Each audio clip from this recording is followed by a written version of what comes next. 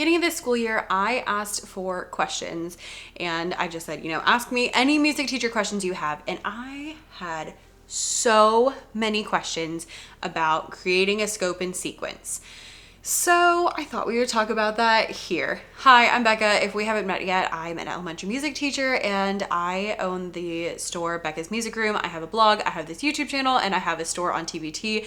And in it, I love to share helpful, useful, easy to use resources for you, whether that's an idea or whether that's a thing that you can print out and use right now. But that's kind of my jam, and I'm really excited to talk about scope and sequence. Should I have posted this video like 2 months ago? Yes. Are we gonna just roll with it? Also, yes. So let's talk scope and sequence. First of all, if you're like, I don't know what those words mean. When you are looking at what you're teaching for the year, and I do have a video that talks more about, I think that's why I have a video that's like, what do you teach, or a blog post about like, what do you teach? So that's kind of along the same lines, but let's talk about scope and sequence and all that kind of stuff. So scope is the concepts that you are covering in your music class. So kindergarten, I want to cover these concepts. That's your scope. Your sequence is literally like what we are doing in what order. So when you are looking at the year, it's really helpful to have a scope and a sequence so that you know where you're going and how you're gonna get there. This can be really, really big, but it doesn't have to be. So let's talk about the ways that you can do it. We'll talk about my sample sequence and we'll talk about some things that you need to keep in mind as you're doing this. So first of all, how do you create your scope and sequence? So my biggest suggestion is to go and check out your state standards. If your state has music standards, go look at those because that is what the state is saying that you should be teaching in your classroom. I teach in Georgia, so I'm really old school, and so I go through and I print out my Georgia standards every year, and because I'm super cool, and I go through and I make sure that I know what concepts I need to teach each grade level. That's where I'm starting because that's what I'm expected to be teaching, right? Right. So I actually do that. And what I do is throughout the year, I'll go through and I will just mark off every part of the standard we've touched. So if it's like, okay, improvise with body percussion and we did that this week, then I'll mark that off. And then if it's like improvise body percussion and instruments, then I'll leave the instruments because we didn't use that yet. So anyway, that's stuff you didn't need to know. What you do need to know is that we're starting with our standards and working off of there. So looking at the standards, what are the things that your students are supposed to know?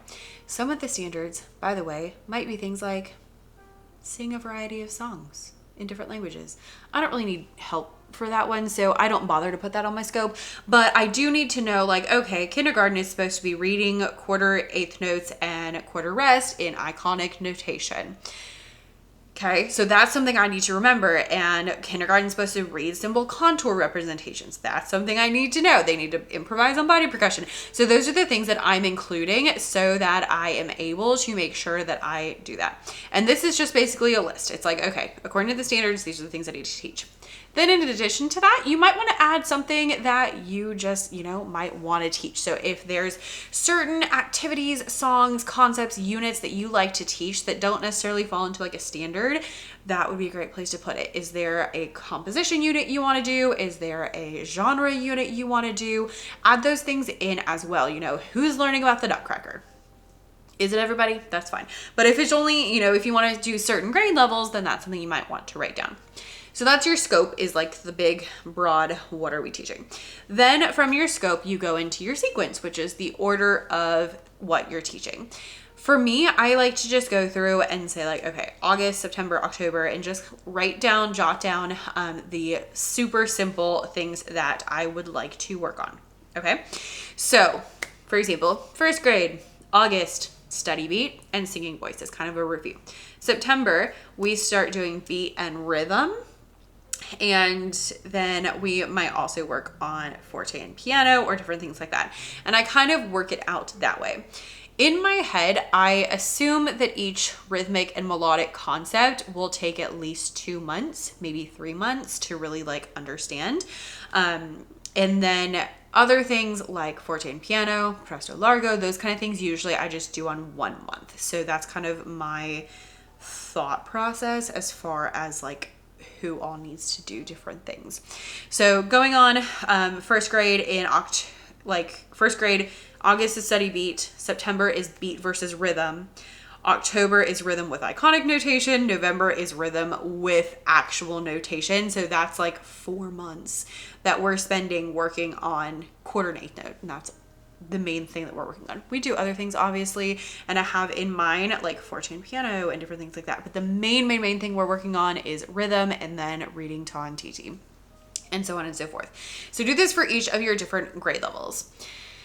Also think about things like who's having a concert, when are they having a concert, is there a field trip that a group has to do, are you know, what are you teaching? Those kind of things also affect things, because first grade's gonna have a concert in October, so we're probably gonna get more done in the spring than we will in the fall because of that concert.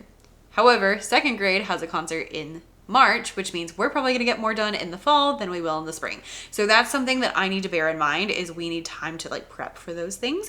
And so in those cases, I need to make sure that I am adjusting accordingly to make sure that I have the right sequence. Now, you might have done this and gone through your standards and been like, okay, here's what we're gonna do, and here's, you know, the sequence we're gonna do, and all of that kind of stuff.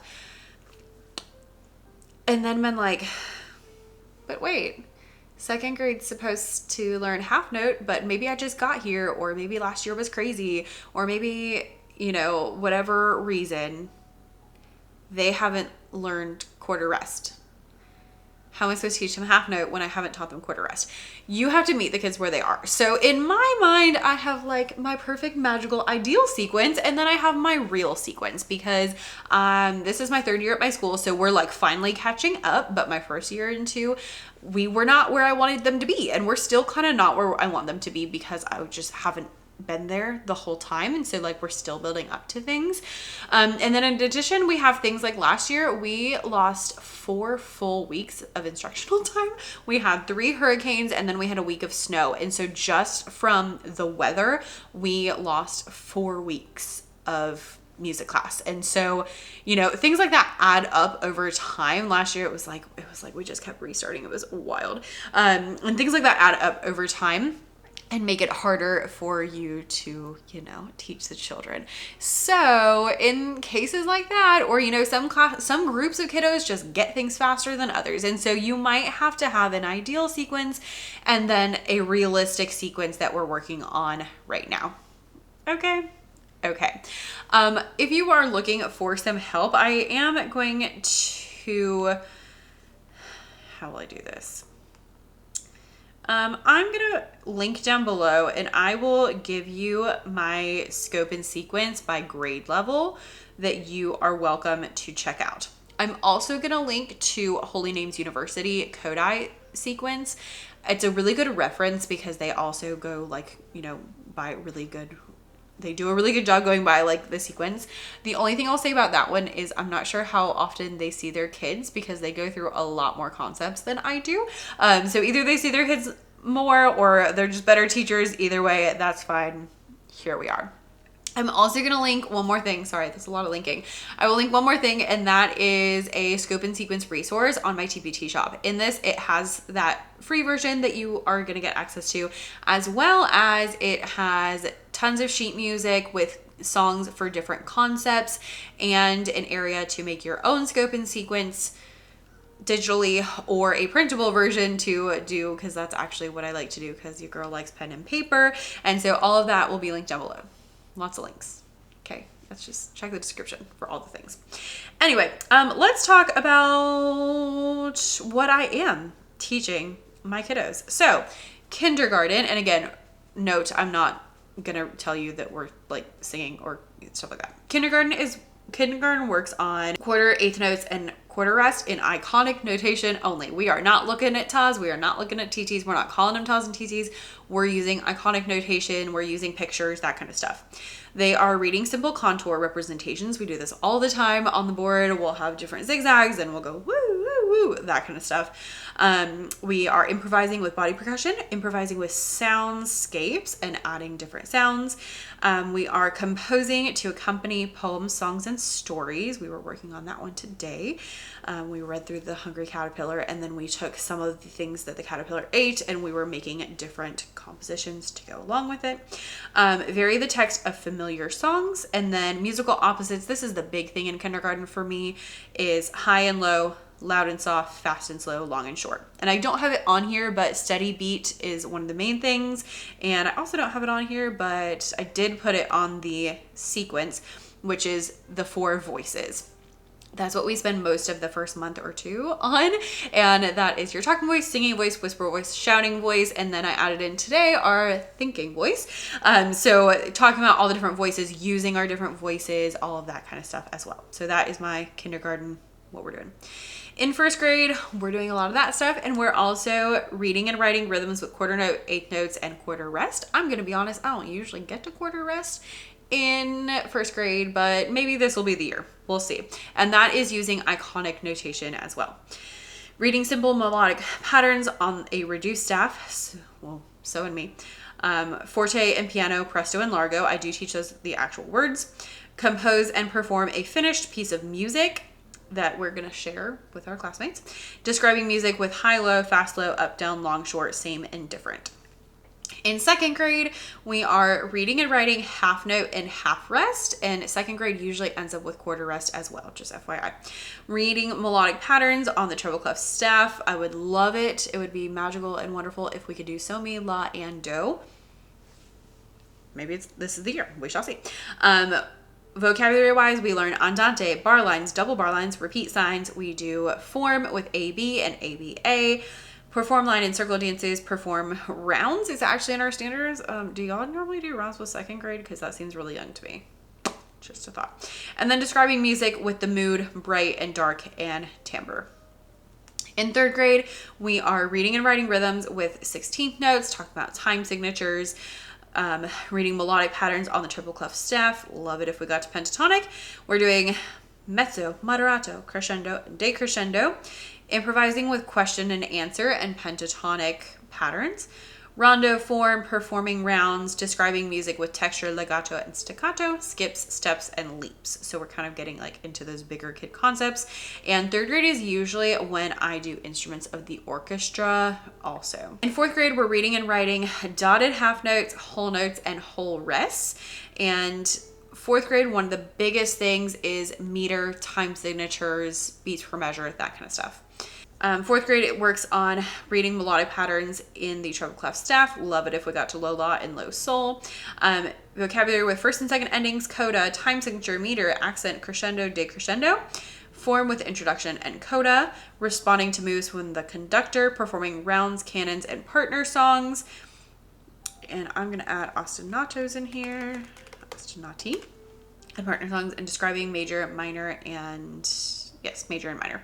I spent a lot of fourth grade working on ostinati, playing ostinatos. By the way, fun fact, ostinati and ostinatos, both are correct. Playing ostinatos, we compose ostinati. We are like really working on that, actually like right now, today, that's what we're working on, as well as we spent a lot of time working on time signatures. I would say that time signatures and ostinati are like our biggest things. And if we had not hit 16th notes in third grade, then fourth grade is where that's like a really big thing. And then in fifth grade, reading and writing rhythms with dotted quarter notes, single eighth notes, eighth rests, and triplets. Reading and composing within an octave, accelerando, ritardando, sharp and flat, theme and variations, describing career paths, and unison and harmony. In fifth grade, there's a really big emphasis for me on composition, having the kids really take ownership and create their own music, as well as making sure that we're talking about like listening to music and how it sounds, and also having fun, because for a lot of fifth graders, fifth grade music is the last time they're gonna do music. If they don't do band, they don't do choir, like this is it. So I really want to try to make it like as fun as possible. I want them to understand things, but I also want to make it fun. So that's kind of the short version of the scope that I have included in my sample. And again, all of these are not always correct. Like right now, my fourth graders, I told you, are working on ostinatos and time signatures, and then we're gonna learn 16th notes because we didn't learn them last year, and that's okay. Sometimes it just doesn't happen depending on, you know, how your schedule looks and all sorts of things like that. Just, you know, it makes it different, and 16th notes are a good fourth grade concept anyway. So that is kind of my short answer of how you create your scope and sequence and my sample sequence. Now, a couple little reminders. Like I said, you might need to have an ideal sequence and then a realistic sequence, especially if you're new, or especially if maybe you didn't necessarily know what you were doing at first, or if you were on maternity leave, or if you split your kids in a really weird way, or you have a strange, you know, rotation. Like all those things can affect it. So don't be stressed about like, I have to get everything done. Thankfully, better knock on some wood, we don't currently have like super standardized testing for music, at least where I live. So as long as that stays, it's not gonna be like the end of the world. And the great thing about teaching elementary music is if, you know, last year my first graders didn't get to quarter rest, great. You know what second grade's doing this year? Quarter rest. And I know that, and like I can kind of keep going right where I left off, and it's not the end of the world. So we do have that privilege of, it's not the end of the world, it's not, you know, do or die. So give yourself some grace. And also give yourself some grace throughout the year if you are not matching your sequence, because sometimes you're like, oh, this concept is going to take a month, and then it ends up taking 3 months. Or maybe you know, your schedule gets interrupted because there's hurricanes, because there's snow, because there's this, because there's that. Things happen. And so don't be stressed so much about making sure that like you get to every single concept in the month that you want to get it to, but instead use your sequence as your guide of, okay, I'm teaching this, and then I'm teaching this, and this, and then I'm teaching this. It's not like, you know, October is going to be dotted quarter notes, single eighth notes, eighth rest. Have to teach those in October, the end. But instead it's like, I'm going to teach these things, and then I'm going to teach these things, and then I'm going to teach these things. And so I don't have to like super stress about how I want to do it that way. I hope that makes sense. And I hope that this brought you a little bit of clarity and not a lot of stress. I will link those things down below in the description, like I said. And if you get that TBT product, it includes, like I said, the sample, scope, and sequence. It includes the steps for how you can create your scope and sequence, as well as templates for you to do that. And it also includes a whole bunch of sheet music so that you have ideas for what you should do to teach quarter eighth notes, and what you should do to teach half notes, and all sorts of things like that, so that you are able to actually like get a head start. And I'm not gonna lie, I made this for y'all because I got so many questions about scope and sequence, and I have personally been using it all the time. I'm like, ooh, I need a quarter rest song, and I am going to this resource to find those songs instead of like looking other places. And so that's been really fun for me personally. It's just like have all this available for myself. So highly recommend you go check it out so that you can use it as well. And I was going to tell you something else about that, but I don't remember what it was. I will tell you, if you get that one, there are some different options depending on like what months you do see your kiddos, because I start and end earlier than a lot of other people. I would love to know anything you would like to add for your scope and sequence. And if you really want to dive deep, I took the first level of Kodai. I unfortunately was not able to do a level 2 or 3 yet, but level 1 was super enlightening in sequence especially, and like how to teach concepts. So Kodai training I would highly recommend if you're looking for more of like a structured, I need to know what to teach, when to teach it, and how to teach it. That would be my suggestion. So keep your eyes peeled for next summer levels, courses, all that kind of stuff. And yeah, I will see you in the next one. Make sure you hit the subscribe button if you made it all the way to the end, and if you're an elementary music teacher, because that's what we talk about here all the time. Thanks for watching. Bye.